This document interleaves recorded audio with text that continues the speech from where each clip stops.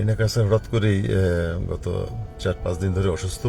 বাংলাদেশ জাতীয় ফুটবল দলের সাবেক তারকা ফুটবলার কায়সার হামিদের মেয়ে ও জনপ্রিয় কন্টেন্ট ক্রিয়েটর কারিনা কায়সার বর্তমানে লাইফ সাপোর্টে চিকিৎসাধীন রয়েছেন।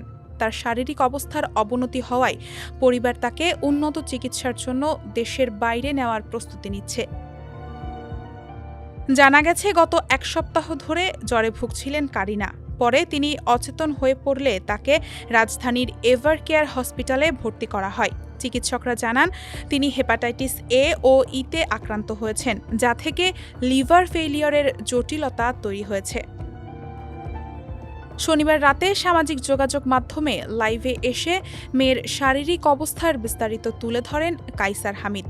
ভারাক্রান্ত কণ্ঠে তিনি বলেন, আমার বড় মেয়ে কারিনা কায়সার হঠাৎ করেই 4-5 দিন ধরে অসুস্থ।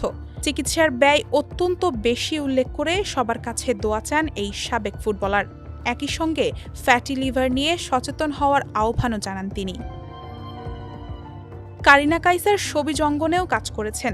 বিশেষ করে জনপ্রিয় অভিনেত্রী প্রার্থনা ফারদিন দিঘির সঙ্গে তিনি চলচ্চিত্র 36-24-36-এ অভিনয়ের মাধ্যমে পর্দায় উপস্থিতি জানান দেন। এরপর থেকে তিনি মূলত অনলাইন কন্টেন্ট ও ডিজিটাল প্ল্যাটফর্মেই বেশি সক্রিয় ছিলেন। ডেস্ক রিপোর্ট, সমকাল।